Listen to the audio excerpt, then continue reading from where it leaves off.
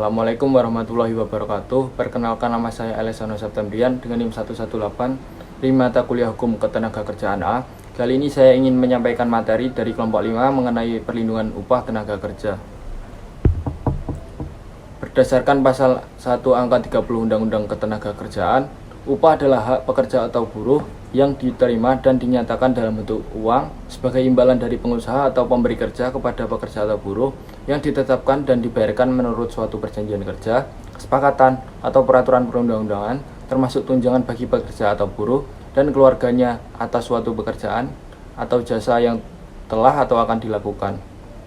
Berdasarkan Undang-Undang Nomor 13 Tahun 2003 tentang Ketenagakerjaan dan Peraturan Perundang-undangan tentang Ketenagakerjaan, bahwa terdapat beberapa asas pengupahan, yaitu yang pertama, hak menerima upah timbul pada saat adanya hubungan kerja dan berakhir pada saat hubungan kerja putus.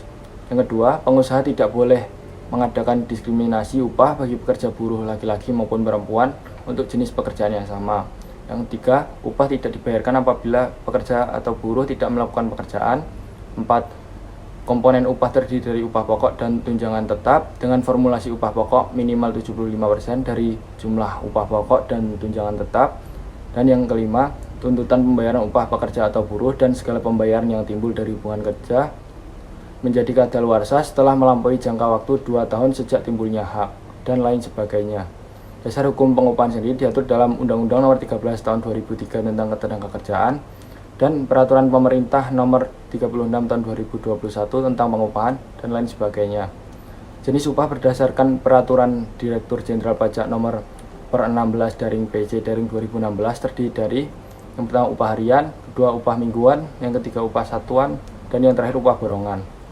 Jenis dan jangkauan wilayah upah minimum menurut Peraturan Pemerintah Nomor 36 Tahun 2021 tentang pengupahan dalam pasal 25, yaitu yang pertama ada upah minimum provinsi atau UMP, yang kedua ada upah minimum kabupaten atau kota atau UMK.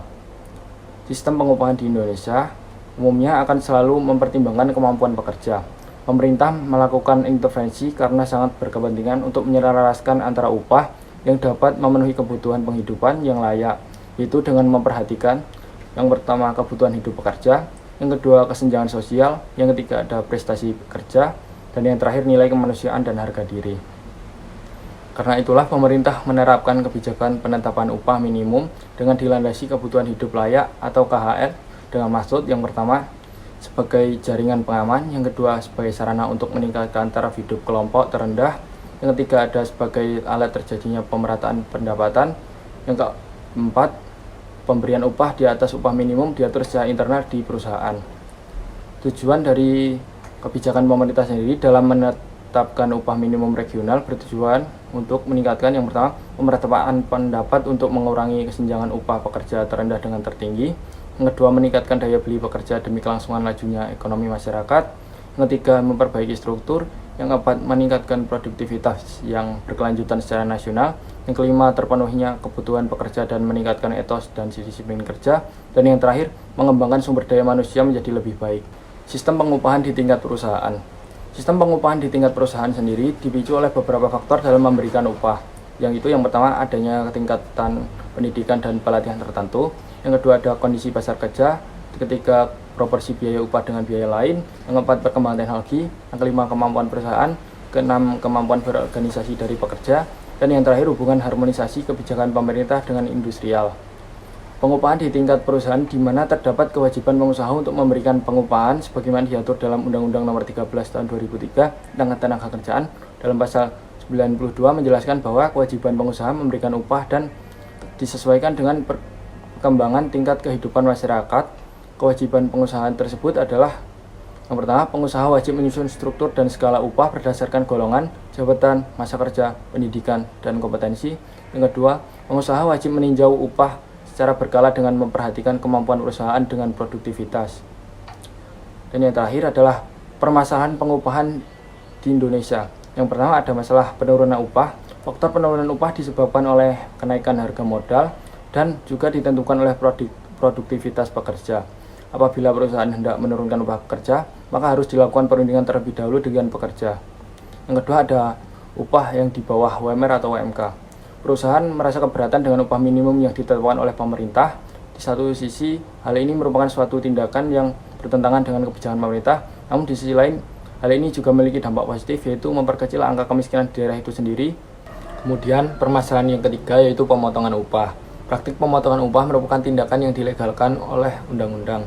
Namun, bukan berarti praktik pemotongan upah dapat dilakukan secara sewenang-wenang. Untuk memberi kekuatan hukum bagi hak pekerja, ketentuan pemotongan upah hendaknya dicantumkan dalam perjanjian kerja, serta harus sesuai dengan ketentuan undang-undang.